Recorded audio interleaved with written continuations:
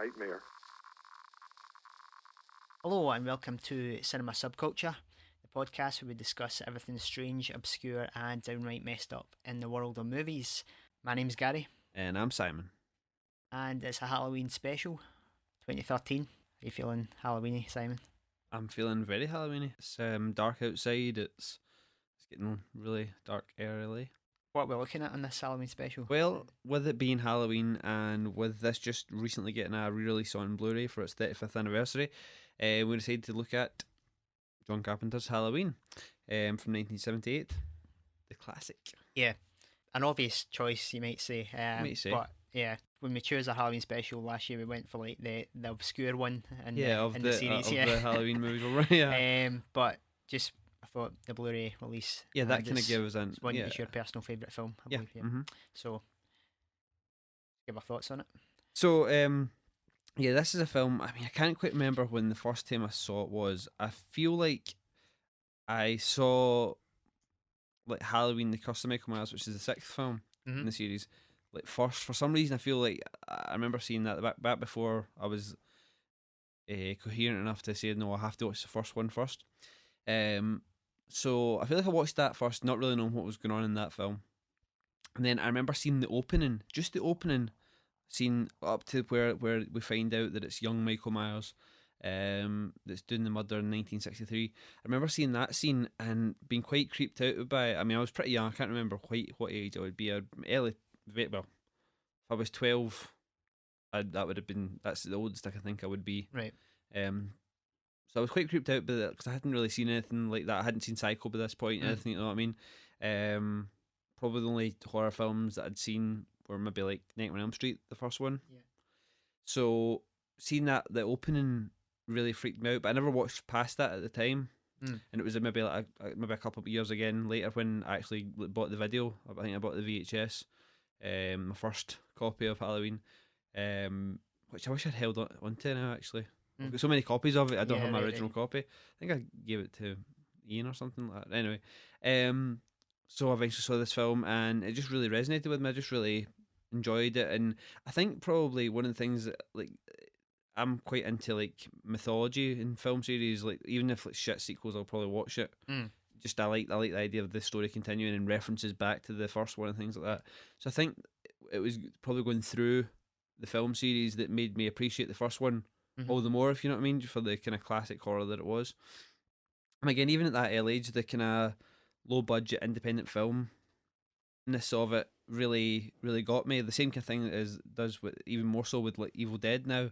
I just really find it inspiring and interesting in the whole story behind it. These just young filmmakers just kind of just doing it, you know what I mean? Guerrilla filmmaking, really just kind of everybody chipping in and getting the job done. And the fact that it became so successful, you know what I mean? Not straight away, but like really became like a cult classic. Then like full on, like, is regarded as probably other than Psycho, the first proper like 80s, even though it was 78.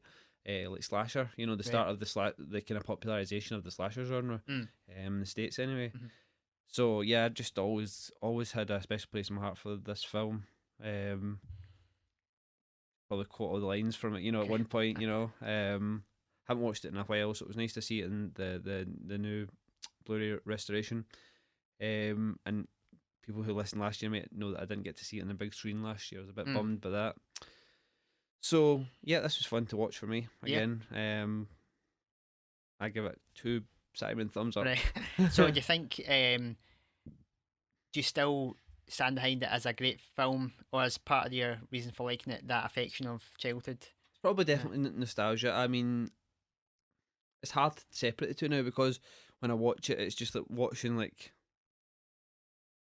you know, it's like watching a film that I know so well. So it's hard to tell where that begins and ends, you know what I mean, with the nostalgia. I mean, from a technical standpoint, I mean, I think it looks gorgeous. Some of all of the camera work I love, you know, the Steadicam Panaglide, camera at the beginning, you know, them trying to do like the seamless cuts as best they can, you know, for the low budget. And I don't know, I still think for what it was at the time, I just think it's still, you know, brilliant. I don't know. I mean, we've spoken about this. I don't know if it holds up in a filmmaking stance as well as. No, I think a technical side it still holds up as well as something like Psycho. I think it feels dated now compared to the slashers that came later. I think Psycho gets a bit of a slide because of the high level of filmmaking and the fact that it's Hitchcock, and there's something that's just there with that's different. I think Halloween has something like that, but it's not as timeless as something like Psycho. And I think even if something like if Psycho had been shot in color, even like it may have, I mean that's on that could have hurt it and made it lose its timelessness, perhaps. I mean, I don't know, because I mean, if you look at something like if you watch Psycho and then you watch something like Rope as one of my favorite films as well, but it is dated a little bit. Okay. You can see it's on a set and stuff like that. So Yeah, there's ways right. that, that shot that date it. Whereas Psycho, I don't really feel that with. There's an atmosphere in Psycho that's there, which again is there in Halloween, but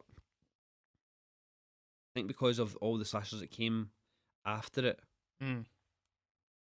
it kind of feels slower and a little less happens. I mean, really, there's only 3 murders, other than the little 4 if you include his sister at the beginning. Right. Okay. So it is fairly slow and low body count for a slasher. Yeah. Yeah. Whereas something like Psycho isn't yet a fully formed slasher yet. It's more of a suspense with that kind of the birth of the slasher in there. You know what I mean? Sure. Anyway, there you go. Yeah. Does that answer your question? No. Yes. No. No. I mean, Great answer. Great answer. Just put that up. That's better than last episode. Just put that up. That's fine. We're done. Thanks for listening and goodbye. Yeah.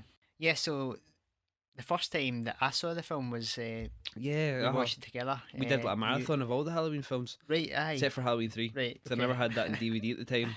In fact, Right. I've still not got it in DVD. I've got it on Blu-ray now. Okay. But the DVD copy was always shit. And it was the wrong aspect ratio and things like that. And we did it over one night, didn't we? Yeah. I think you were encouraging me to watch it. I was quite unfamiliar with horror films at the time. I was slightly apprehensive, as I recall. Your feet. Aye, you might say that, Simon. But aye, so something like 15 years ago. 50? 15. Holy shit! I was like, nah, we're not I'm that not old, that Simon. age yet. I'm just turned 30. Yeah. You're swine. Which Trying to make surprised me me think when I'm old. When I thought back, it doesn't seem that long ago. No, but I know. There you go. Must have been 15 years ago. I mean, that's around the time when I first got that video and then collected them all. Right. I remember going to. I mean, this is just me now got nostalgia. Remember we went to Memorabilia in Glasgow. Yeah. At the SCCC, and I had because I'd been buying the tapes like the VHS through like Our Price or Playhouse, whatever it was at that time, in the video store in town, and like you could order so many. You could order certain ones, like or W.H. Smith or Menzies it was. You could order. They had a list of stuff you could order in that didn't necessarily stock. And for some reason I had looked on the internet. I think I had the internet. I couldn't get Halloween 4 Right. in the original with the original box art and stuff like that. The way I was like, and I remember we were at Memorabilia 98. That rings a bell in my head. 15 we were. That ring, aye, 98. Memorabilia 98 or 99 we were at. Right. And I found an old copy of the VHS for 50 pence. Oh yeah. And it was a right cover and everything. And it was a wee bit tatty. Right. I wasn't bothered. Yeah. And I got that. And at that point, obviously, the it could be a shit copy. The tape could totally mangled or whatever. Never really resonate. I didn't know about that. So I was just so happy to have it. And I was like, oh, this is amazing, 50 pence. Yeah. That was the same Memorabilia. I think I get bumped for X-Files IDs. Oh, right. Remember, I was gonna say that was Mulder and that same Scully one. ones. And they're just like at the beginning of the TV show, Gary. On closer inspection, they were nothing like the ones at the beginning of the TV show, and I get bumped. But I got my Halloween 4 video, Right. so that was that. So yeah, we decided to watch them all. Yeah. And I got at the time I was slightly not disappointed, but it wasn't. I didn't find it scary at all the first time. And just the other night there, I think this is only the second time I've seen the film the whole way. and I got to say, I do like it, but I've got some issues with it. I think. I think at the bit the back when we watched that night, when we watched all the films, you said that Halloween 4 was the best one. Is that right? You liked that, so Oh you did. well, there you go. Amongst fans, that is the kind of was the second good one. Yeah. Really, after like the first one, two to a less extent. Sorry. I think I've got an appreciation for Carpenter's style. I like what he's trying to do. He's got a very classic Hollywood style, in terms of long takes, a methodical, possibly, approach, in the sense that he feels like he's made. This is his third film. Halloween. Yeah. Yeah, Yeah. technically, Assault on Precinct 13 was his first Yeah. like, proper film. Aye. He made Dark Star before that, but it was like a kind of university or college project that they expanded into a feature with Dan O'Bannon. Yeah, I mean, technically it's quite accomplished in the sense that he's letting the story speak for himself with the long takes. It's just sort of slow pan the camera, sort of using the deep focus. But I don't know. It just fails for me as a horror film. It fails for me as it's not scary and there's really no suspense in it, which is kind of crucial for me. But I think I'm probably being maybe more critical of it due to the fact that it's held as one of the greatest of all time. I mean, a film, I probably wouldn't really criticise a film like something we've done in the past, like My Bloody Valentine. It's not scary at all, but I'm probably not going to criticise that in the same way. I wouldn't say that was in the same league as Halloween personally, no. but I'm No, I'm just saying. I understand your point. No, I get your point. It's something. I mean, if you look at the success of the film, it is an extremely scary film for most people. Like they talk about the audience reaction. Yeah. Everyone's loving it, but I don't know. I mean, again, like just to context this for the people listening, Gary also doesn't think The Exorcist is that scary. No, that's another one. Yeah, I mean, I really personally, like the film. I don't necessarily didn't find it scary necessarily when I was watching it, but as a psychological effect, when I watched it, it definitely had an effect on me. You know what I mean? And I know people do really have a reaction to that film. So I mean that I don't know if that contextualizes it at all for people. I mean, what would you class as a scary film that you have seen? Well, I mean, if you through the history of horror, I mean, there's films that Psycho isn't really scary anymore, but it's still very suspenseful. So that's an important. The tension you're building in a horror film is crucial to it. I mean, again, you could say that in most Hitchcock films. Sure, I would still say The Shining. I mean, see, once you've seen a film a few times, you're not scared by it. But The Shining was always one of the ones I would throw up there as one of the scariest of all time. But do you think the fact that there were so many, and a lot of the slashers that we have watched for this podcast and in life, are basically clones of Halloween or Psycho? Do you think that has an effect? You know, you're saying if you've seen a film before, so basically, so many of those films are beat for beat clones of like Halloween, specifically. To a lesser extent, probably Psycho, because as I say, Halloween was a kind of more traditional, like what we think of as the slasher genre start. Do you think that has an effect on it? See, I was thinking that watching it now, is it the fact that these tropes are so conventional that it makes them less effective? But for those types of things, it should still work because it's about there's ways that you can generate an audience reaction that's just about, like, as Hitchcock would say, like pressing chords on a piano, and it's the audience has a designated response that's guaranteed to happen if you do it right.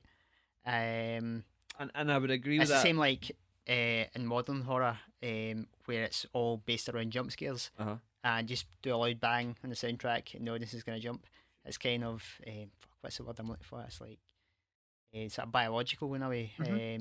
It's that kind of natural reaction, fight or flight kind of thing. Yeah, you think something's happening. But so it should work, but it doesn't work for me. See, I mean, I agree with you. The point you're saying, like going forward, you should be able to play on the same principles. But once you've seen, kind of, I don't know, like once you've had that so many times, or like the kind of essence of it, like going back to the original instance of it, is probably going to be feel watered down, or even like because the envelope gets pushed so often, you know, they go gorier, they go like more gruesome, you know, they do different things. Mm. That when you get back to that, it seems rather tame. Mm. Where, as I said before, like, I think with this, it was the alienness of it Mm. that it hadn't, you know, and you said that obviously Psycho before it, which is fair, but the fact that this wasn't like I would say Psycho was Marion Crane, yeah. Yep. Yeah, she's running with money. She's a thief. She's done something wrong. You know, there's a punishment type Right. thing. You know, that kind of It's a thing. melodrama in a Yeah, certain yeah. way. She goes to the CD. Well, maybe not CD, but a motel, which can be considered CD even now. You know what I Mm. mean? Maybe it wasn't then, but it definitely has that connotation now.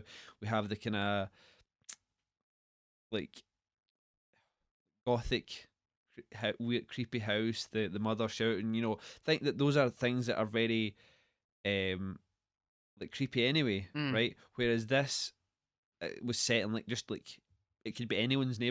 neighborhood, you know, which hadn't been done before. I don't think. Mm. And in these neighborhoods, everybody thought they were pretty safe. You know, no, there hadn't been really a horror film set in the real world.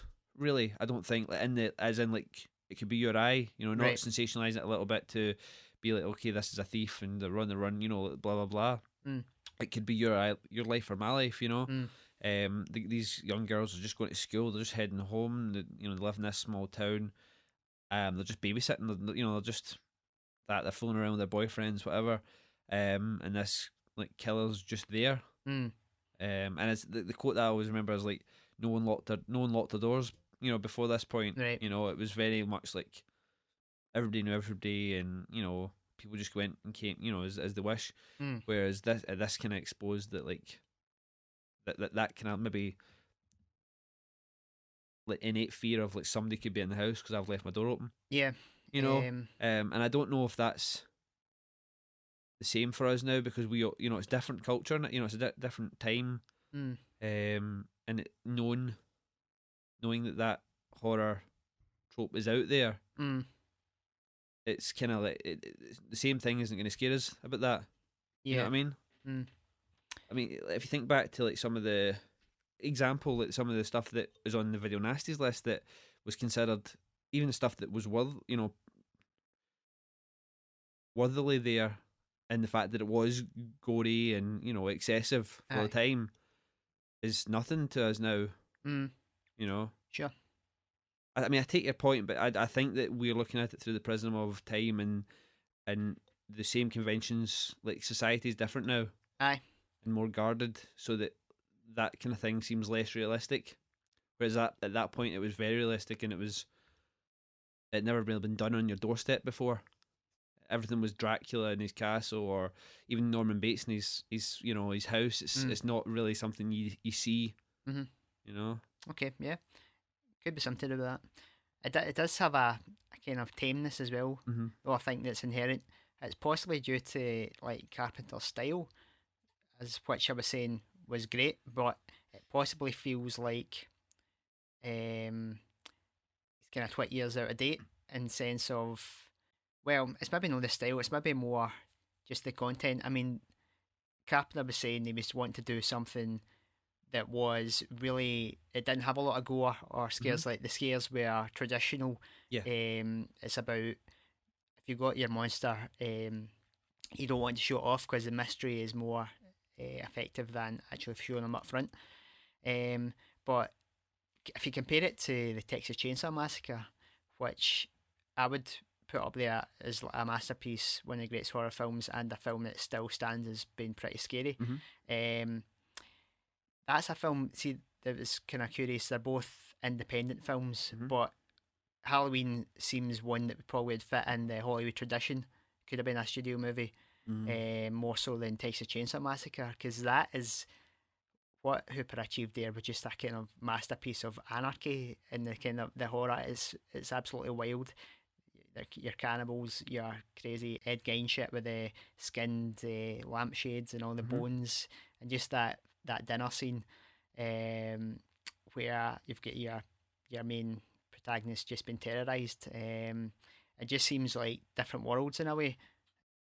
As you're saying that, I mean, I'm thinking through, you know, like because again, it still kind of falls under that kind of it's unrealistic, really, right? Mm. But let's take it away from that just now, and let's look at what is real about it. You have teenagers on a road trip stopping over at a house. It was a family-owned house, Mm. right? So that they're they're kind of it's the kind of kids going to a cabin in the woods kind of thing almost, right? Um, and then kind of inadvertently stumbling over this family of cannibals. Aye. Something that, although far fetched, is something like you're starting off with real teenagers on a road trip, Aye. which is very real now. It's something that we could probably relate to if we were in the, like, I mean, even more so. Like, I mean, I think sometimes about, like, driving across country in America, like, and thinking I think I'd be creeped out just inherently. You know what I mean? Like, maybe because of Texas Chainsaw Massacre and films like that. So that kind of stuff could still happen and still happens in films now. Like, I don't know. I mean, like, even the Hostel films, um, Human Centipede, they still use that as a trope very much of horror films. People on a road trip and being abducted, and it still happens even in real life. Whereas the stuff in Halloween is again very, that doesn't seem to happen. Now. Mm-hmm. There's not like that. Almost seems further fetched. The madman on the loose in the neighborhood.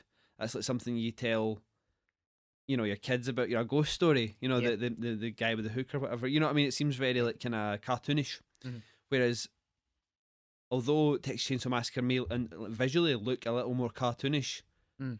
and that's something that's still a very real fear in people Mm. about being abducted or attacked when on long road trips or whatever, stopping over somewhere and there's weird people. Right. Yeah. That's still very much a real scary thing now. Mm-hmm. So maybe that's why Texas Chainsaw Massacre still holds up and is still so creepy. Yeah. It's just in the whole sort of culture of the 70s, how we're talking about 70s horror specifically, was a paradigm shift, which reflected the political currents of the day. And Halloween's definitely an important um, text in that, because of what you're saying is real. But Texas Chainsaw Massacre to me feels like a 70s movie because it's so out there. Mm-hmm. It's so nihilistic. Um, but this feels like a 50s movie, or it could have been a 60s Hitchcock. I mean, in But comparison to Texas Massacre and I guess some other 70s films, it feels quite sanitized. mm, It's the kind of horror movie that you can let your mum and dad see. yeah, Even then, mm, that. So I get your meaning. Like, um, and that probably does come from, as you say, like Carpenter's more kind of adherence to like classical yeah, horror. He's a big fan of The Thing and like Night of the Living Dead and stuff like that. yeah, So I mean that I think like people can watch Night of the Living Dead now and not only not think it's scary but think it's probably hokey. mm, Which I mean hopefully most people can see that that's like bullshit. But um, and same way I dare say even with Psycho, like a big chunk of the mainstream audience could check that out and think, wait, yeah. why isn't it in colour? And then they switch off. You know what I mean? So I think you're probably right in the fact that it is a more sanitized, studio friendly mm, version of a horror film mm-hmm, compared to something like Texas Chainsaw Massacre. And I was just looking, even like A Bay of Blood, 71, and it was already using stuff like, and even like gore that wouldn't be used in the States properly till like Friday the 13th Part mm, 2 even, mm. you Okay. know. So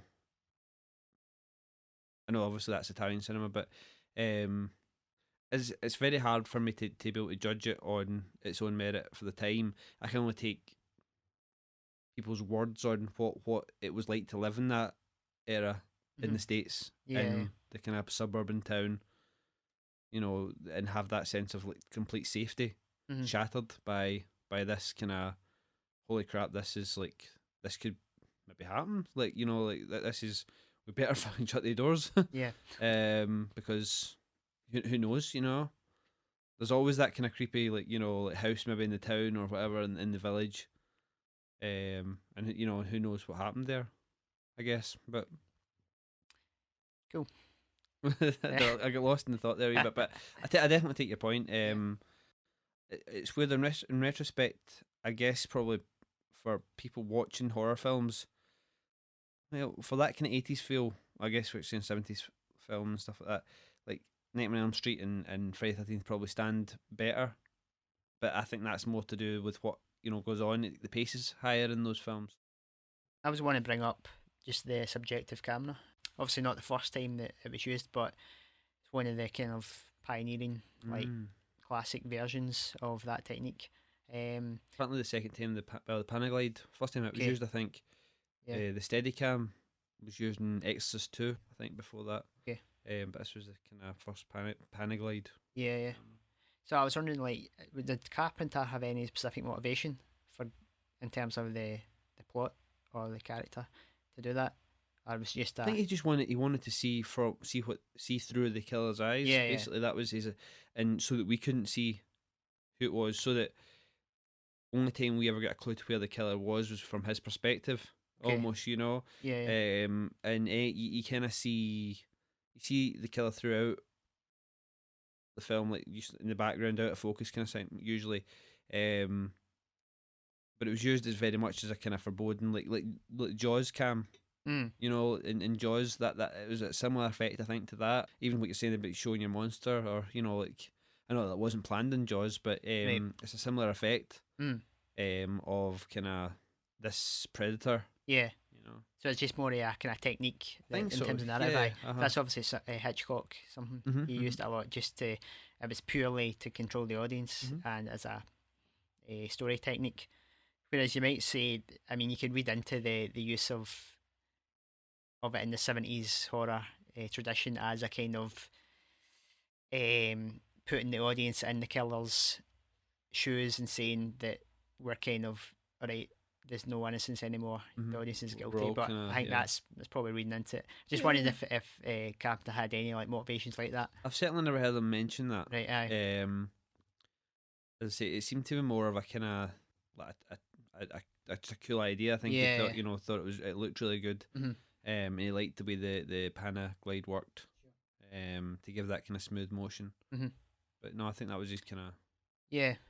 Because what in slashers, what tends to happen is you're starting with the killer's POV, but then as the story progresses, you're switching to usually the final girl. Mhm. It's usually you're in her POV by the Mhm. end of the film, and you're sort of Yeah, rooting I for mean, her.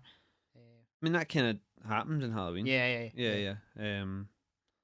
That's pretty much what happens when, from I think the point, I think after the like just before when the couple has sex, I think that's when it switches properly to Jamie Lee's. Right, Like, you know, yeah. when they get killed, just before the guy comes up and well, Michael comes up in the sheet, Okay. and then after that it switches to kind of like primarily Jamie Lee's for the rest of you Yeah, know, yeah. to the end of the film. Hmm. Um, Yeah. No, it was always it's a wee bit an irony of that style where what happened with it as like these series progressed into sequels is that it became the audience was kind of rooting for the oh serial yeah, killer in a lot hmm of way, like yeah. They Jason or became the whatever. star Yeah, yeah. of the show. I mean, Uh, that's why it's always so cool. I always think it's so good because like Robert Englund played Freddy like right through, aye. you know, whereas all the other were all played by different actors. Mm, I think the only other one was Kane Hodder who played Jason like three times, I think. right. So but yeah, no, it definitely it's weird um how that like they became the rock stars of Mm, the slasher, aye. you know. Interestingly, like we're talking about Psycho, you've not seen Psycho 2, have you? No, no. It's kind of it's weird how that convention of rooting for the killer or rooting for the traditional antagonist of the film is kind of flipped in Psycho 2. Okay. If anyone's seen it, you maybe know what I mean. It's quite interesting because you're totally on the side of Norman Bates in that film, um, which is pretty cool. I think it's definitely worth a watch. I'm talking to you, Gary, not just the Okay. listeners. But if anyone hasn't seen it, I think it's not just a by the numbers sequel. It's pretty interesting. One thing I was a wee bit, I was thinking about the film, and it doesn't really have any thematic depth to it. Just something you could criticise it for. Mm. There's a scene I thought it was building up, the classroom scene, Yes. where the teacher's talking about the fate and the sort of interpretation of fate. Um, Yeah, I mean, I always think, and whenever I watch that scene, I always think that as well. I think yeah, I try, I listen to what's being said, and the way that it's punctuated. I always think that it is for. I think it is foreboding to what's gonna. It's kind of saying like, like to the audience, like what's gonna happen in this film's gonna happen, and like there's nothing really you guys can do about it, mm-hmm. or like, it's. I guess it kind of leads to the kind of powerlessness or the naivety of the characters of not knowing that this is going to happen. You know what I mean? Even like the noises that happen outside and the kind of weird stuff, like the keys aren't there, then the doors open in the car. It's Right, like they don't notice this almost. It's like kind of thinking they're completely safe. aye, You know. So I mean I always think that, but it hasn't really followed through. I guess into the rest of the film. mm, People who maybe look at Halloween 2 and find out how the story progresses, with the connection between Michael and Laurie Strode, you could say that it's maybe foreshadowing that, but that was not, that was never intention by Carpenter. He didn't have that. That was not right, his call at that point anyway. yeah, He was obviously wrote the sequel, but mm, that wasn't something that he had planned. yeah. Yeah, I mean, maybe it was just the nature of the production. I mean, Carpenter's like a really intelligent guy. I'm sure he would have wanted to do that. Maybe it's just a case of he had to write the script quickly, make Yeah, the well, I film mean, the, quickly. the script was initially written by Deborah Hill, Right, and it was really he rewrote. He did a second draft of right, it, things okay. like that, took things out, added things Mm, and such. So I mean, it was initially conceived as a sequel to Black Christmas, I believe. That right, well, I say it. I don't think by them. I think this staff at ACAD Trancas International, the film company that kind of eventually funded them, wanted to do something like that in the vein of Black Christmas. right. Yeah, was it And Irvin Yablas or something that Yablans, came up with the idea? around Yeah. Yablans, and they kind of come up with the idea for like the babysitter Right, aye. killings or something like that. They wanted a sequel, kind of a pseudo sequel to, like, in the same way Zombie 2 is a sequel to, Dawn of the Dead. Not really though. So I think Carpenter and Hill had come up with this the babysitter killings kind of thing, right? That was going to be the thing, and I think it was Aaron Yablans that said to set it on Halloween. Right, okay. Um, so yeah, I mean, it's I guess it gets credited with being like the first kind of proper slasher. Whereas I think, I mean, you haven't seen Black Christmas yet either. Yeah, Constantine, you yeah. can see these films, but then I've not seen The Shining, so it's all right. All evens itself up. But when you see that film, I think it watching that after having watched all the slashers that I've seen, hmm it's got a little something, I think, Black Christmas, that Yeah, the other ones either didn't follow through with, or they weren't necessarily copying that because it wasn't such a big film. It was a Canadian film, I believe. One of those kind of Canadian with American actors or whatever. I can't okay. remember, but it wasn't quite or that known, I don't think, in the States, Mm, to be copied or not as successful even. mm, Like Halloween became. But I definitely recommend seeing Black Christmas. It's fun, yeah. and it played about with things that slasher elements that came later. Even Mm. Yeah, well, one of the documentaries I was watching, Carpenter said that the film possibly about the revenge of the repressed. right. But it was a very short bit. He didn't really expand on that. Mm-hmm. Um, I think the idea is that it's about repressed sexuality, and that Laurie, that's a link between Michael and Laurie. Yeah. That's why she kind Right. of the film is a trope has a trope of the cliche of the slasher that if you have sex you're going to die. Mm-hmm. But I think Carpenter's defense of that is saying that that's looking at it the wrong way. Yeah. Yeah, Yeah. he was saying that that's really nothing to do with it. It's the fact that they're just kind of um, not really paying attention to anything outside their own little personal lives. Mm-hmm. The sort of ignorance of it. um, and the fact that Laurie's the kind of virginal character in a way that the film plays out, that she gets to express her sexuality in a more violent way by like taking out the killer, stabbing the killer. I marked this quote. Right. Yeah, it's just saying like that's looking at it the wrong way. The one girl who's the most sexually uptight just keeps stabbing this guy with a long knife. She's the most sexually frustrated. She's the one that killed him, not because she's a virgin, but because all that repressed energy starts coming out.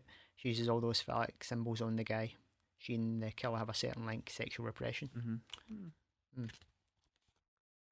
I mean, like I was listening to the new commentary with Jamie Lee Curtis and him just today, and he was like, she brought up the fact of the the whole the virginal girl, and the fact that she survives, and that whole thing that became obviously a slasher trope of you have sex, you get killed, and he pretty much poo pooed it and said like, yeah, that was never, that was never my thing. Like it just was the character, it wasn't necessarily that because because she never had sex that she got to survive or anything like that. But I don't know. I hadn't really heard, that kind of side of it really, Right. other than the kind of small parts in the documentary. I mean, what do you think of sex as Michael's motivation in any way? I mean, yeah. Well, I guess you've got the sister at the beginning. I mean, for me, that's moving on a wee bit. That's a kind of thing I have about Michael Myers as a villain. Uh-huh. I don't quite get his motivation, Sure. but maybe he's not made to have any really. But well, I mean that was the thing about him in the original. I mean, they made a big deal in the back of in the video, the blurb in the video about him. It's like 15 years later, and he's reliving his crime from killing his sister. But yeah, I think the whole thing I always heard was that it was scarier because he didn't have any motivation. Aye. He just kind of latched onto these people when he came back to town. He sees Laurie when she comes up to the house, and he just kind of latches on. It's almost like a voyeuristic thing that he's got. Like when he's a wee boy, obviously you see the wee boy, you think of him. If you look back in the opening scene, it's like the wee boy sneaking around the house, peeking in the window. His sister and her boyfriend, just like being mischievous almost. I mean, the motivation. I mean, I can only speak to. I feel like I can only speak to the motivation that I know from the mythology of the rest of the films. Yeah. So they give him a reason later on. As for the first film, I mean, I don't know what his motivation for killing his sisters, but I think that's what it's trying to be, like really creepy and kind of like freaky. Yeah. Because he's just killed this girl, but then you realise he's a wee boy and it's his sister.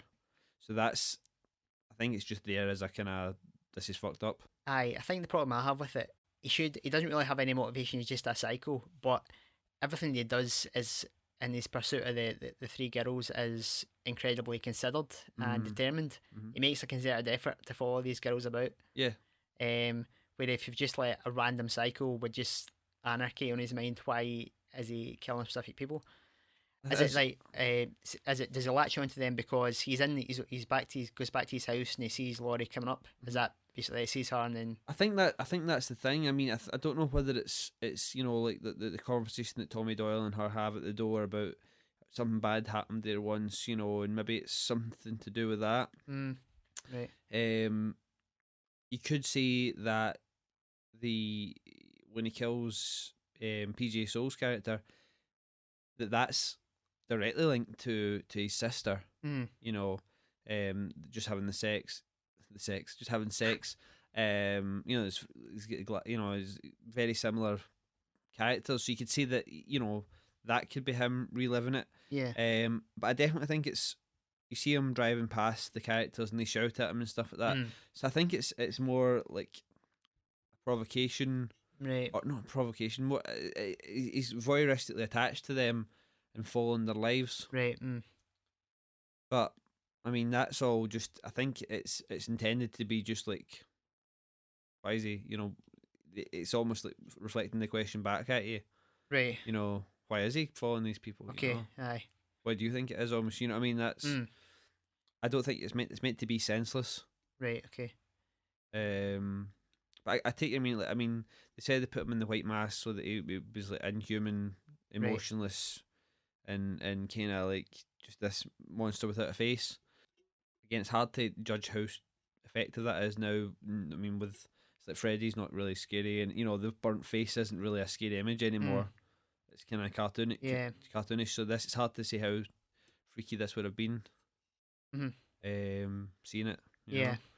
Yeah. I think they maybe could have made it more interesting by putting more of the backstory in. Uh-huh. Because all that stuff that Donald Pleasance is going on about is really interesting. Um, talking about he's not a man, he's pure evil. Mm-hmm. That's Pleasance is a highlight of the film, Oh I think. man, Yeah, and they only had him for 4 days of the whole yeah, 20-day shoot. But I know he is. yeah, yeah, He's got the like Peter Cushing yeah. kind of Van Helsing thing going. You know what I Yeah. mean? Definitely chasing down the monster. He's brilliant. Says. I, I mean, Carpenter talks about like this, like Michael Myers, like, evil is the like, a force of nature, and it's like right. he's meant to be the personification of evil. Mm. Um, so yeah, I know what you mean. Like if they had, you mean more stuff at the sanitarium and Yeah, things. just making him more something like Leatherface, where Maya seems very intelligent Mm-hmm. and he acts rationally and in a way that's predetermined, and considered. Whereas Leatherface react is like a total things come into his world and he just reacts to them, Mm. and he doesn't exactly know how to solve the problems of Kind of what's going on. like Mars is kind of It seems like a contradiction there. Mars is kind of set up as a childlike figure who's very like stoic, and obviously commits murder when he's a child, doesn't have any interaction really with anyone other than his doctor Yeah. for 15 years, Mm. and is meant to be kind of almost stuck in that state of mind, Yeah. whereas Leatherface is literally a child. Yeah. Yeah. That's very much. I mean, after that first like murder and Texas Chainsaw Massacre, he freaks out and is like, "Oh no, what's Dad gonna say?" Kind of Aye. fashion. But so yeah, I get what you mean. I feel like he is calculating, and he is purposeful in what he does. He knows what he's going to be doing, Mm. but it's all the thing is that it's like it's not an emotional response. There's no emotional response. You mentioned that, but that with the sheet and stuff like that. But I think that's more of a maybe it's not that he's emotionless. It's that he's like sociopathic. You know what I mean? He's just trying to like freak people out. He's literally Right. trying to. Mm. He doesn't care. It's not like he's freaking out about anything. Right. Aye. I mean, the dogs, is quite interesting. He Mm-hmm. kills two dogs and eats Mm-hmm. them. But no, No, doesn't. Does he he not? eats one. Well, He we eats don't even one. know. Yeah, I think it says. I Aye. guess it's a dog in the Myers house. Yeah, I mean that again comes back to that kind of like just doesn't care. Just Yeah. like he needs to eat, eats. Aye. The other dog is barking at him, and he's like, "Shut the fuck up." Right. Aye. Just about weird. Why not just stab it or something? But I see mean, he that? maybe does stab it. Yeah. Right. You don't know. All right. Okay. And then eats it. Doesn't he eat this second one? All right. No, that's really interesting. But as again, it kind of contradicts. That's kind of portraying him as really animalistic. Hmm. But See, I feel like in my head, I just imagine him like kind of cold and like not even like he doesn't. He's not like contemplating. I'm going to kill this dog. Yeah, slice, right. slice. He just picks it up, kills it, and like is like fuck it. Like you know what I mean? Just Right. like kind of completely like he's not even thinking through like I'm going to kill this person, this being, whatever. He just Right. does it. Okay. You know, Yeah. Um. See at the start. almost like he's in like a kind of waking catatonic state. Right. You know, Uh, where he can see everything he's doing. He knows what he's doing, but it's having no like kind of emotional effect on him yeah. necessarily. He just does it. Hmm. Is his motivation to recreate his sister's death? Well, that's what I'm saying. Is It's it almost as if because he's meant to be reliving his. the scene where brings the tombstone? Hmm. Hmm. I don't Is know. that about? Again, I think that's just. I don't know how much that is. Oh, he's meant to be reliving this crime, or how much it is that this just looks cool for a film. And it's a cool thing to Yeah. see Donald Pleasance going through a graveyard with a guy with that story. I mean, that story that guy tells is brilliant as well. I think he never gets to tell us the end, but and then the gravestone's gone. Sorry, and Pleasance gets to give the line, "He came home." Yeah. That's. It feels like maybe that's what it was. I don't know. Maybe you could say his motivation is to recreate that. Then, but he keeps doing it again and again. So I don't know.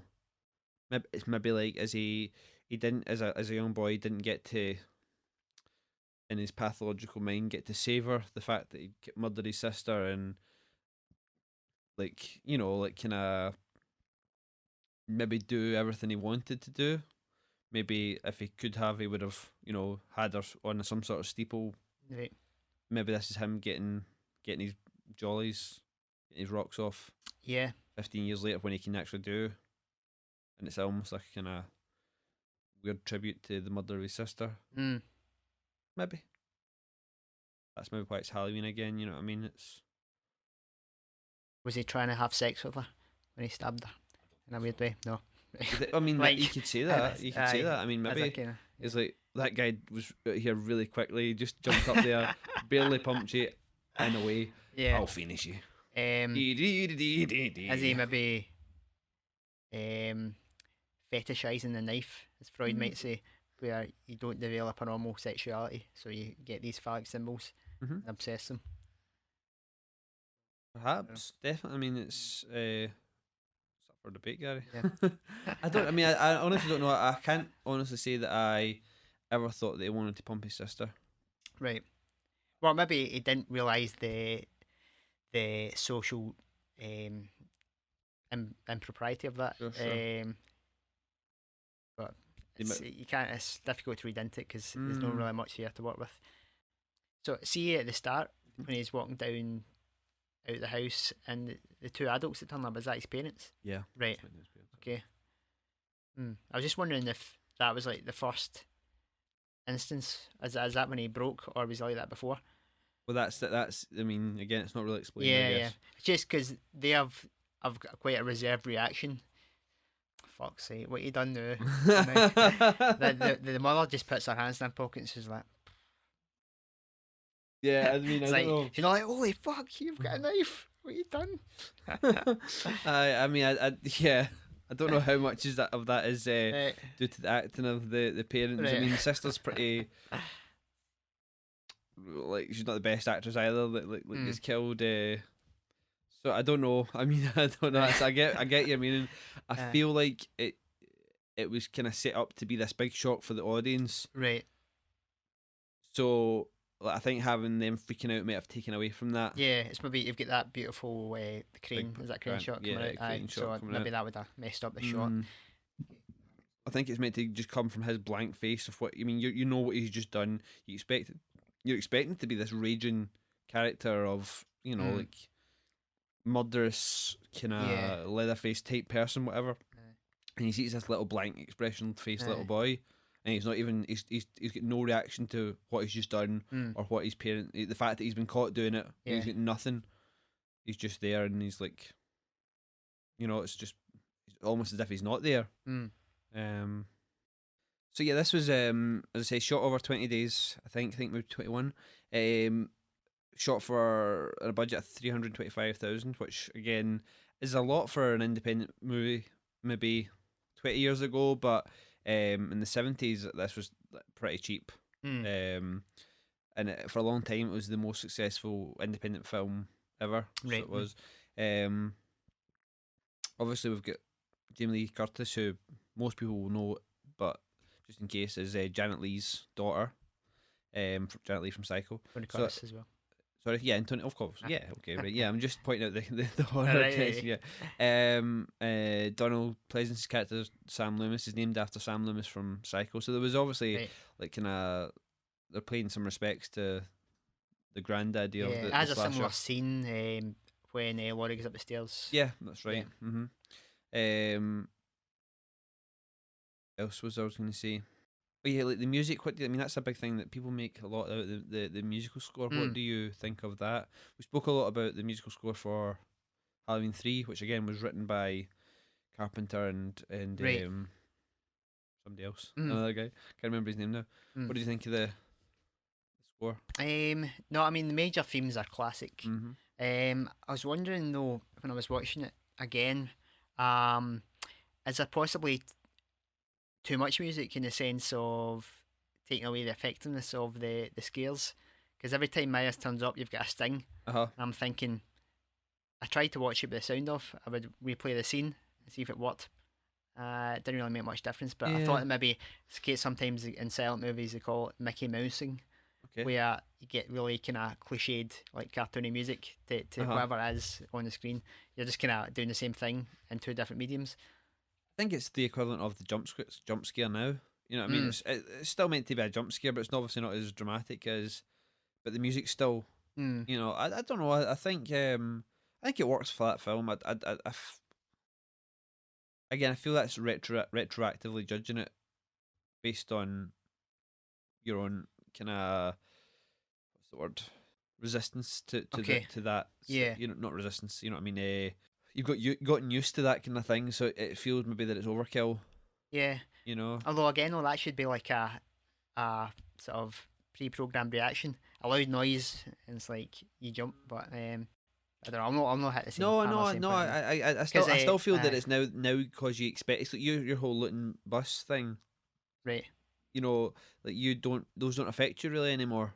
yeah, Well, I'm guessing a lot of people are the same. You know, it's the kind of they still get me, but mm. it doesn't get you. um, You know, a lot of times jump scares because you know they're coming.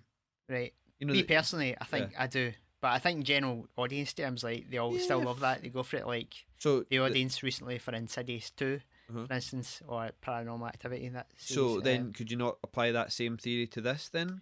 You could do, If you know I what I mean guess. from your experience, your personal Yeah, experience. I can only say that my reaction to it. Yeah, so what I'm saying is it's a similar thing to the thing that you have with modern horror with the jump scare Mm, is maybe the same thing that you have with this in Halloween um, what? with the Dunno. jump scares. You know, the kind of the stings and Yeah, the musical cues. what? I don't like them. It's not that you don't like them Yeah, necessarily; they don't they don't affect you. affect. They, So aye, I mean, but even I think it's because I know they're coming. They still make you go, oh, right, that was a loud noise. okay, Whereas more so than this, but I don't know. I mean, don't scare me, but that's because I know the film so well. So Yeah, um, and you don't always have the same thing. So like, I don't know. mm, Uh, I think, as I say, I love. I think the music's classic. I do, and I like those little stings. mm. But as I said, I don't know if they maybe really got people back in the day or not. No, I'm sure they did. Yeah, yeah. I Um, mean, Jamie Lee Curtis was definitely scared when she was yeah. watching it in that commentary. She was freaking out. So, Yes, anything you want to say about Halloween? um, Thoughts? I mean, I feel it's a really important film in the American slasher genre, for obvious reasons, all of which have been said by us and other people many times before. Um, I feel it's a nice if you stay strictly to kind of the mainstream like slasher. You know, you going it's a nice bridge from something like Psycho to like the kind of 80s slashers of like Nightmare on Elm Street and Friday the 13th. Um, I think it still works as a suspenseful film. I don't feel that it's scary necessarily. I think it's a nice setup for what Michael Myers would become later on. And I think probably Carpenter's his first really good film. I think visually and technically. And if you've not seen it, I mean, get it seen. You know, Gary. Yeah, I mean, I'll bow to the general consensus that it is a classic piece of horror cinema. Personally, I wouldn't rate it amongst my favourite or what I consider the greatest films, but it's definitely. I do like the film, and it's definitely a good film. Has some flaws in my opinion.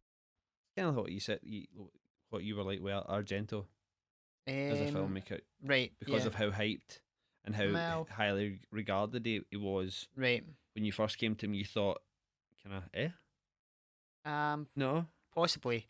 Although I try to let the film speak for itself Yeah, whenever I'm, I but guess.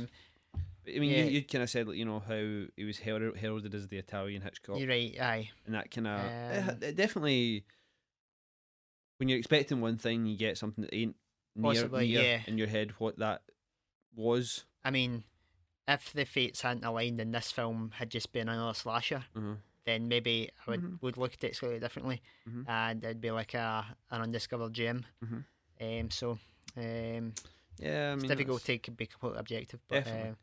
I mean, I can't separate from the nostalgic effect that this film has on me, or the place that it holds in my kind of like my film watching filmography, if as it were. You know what I mean? The you know, all my right. pantheon of films that I've seen and actually cared about and enjoyed and paid attention to. So I don't really know if what I'm saying is right, but I mean, there's more folk that agree with me than agree with Gary. So fuck you.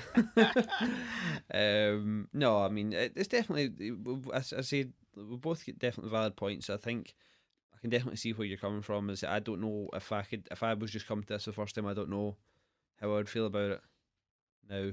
Having seen everything I've seen, and but yeah, I think it's definitely, as I say, up there in my estimations anyway. Good stuff. Quite a lot of folks as well. Right. Important people, Gary. No wee fuckers like you. I'm only joking. I'm not really joking.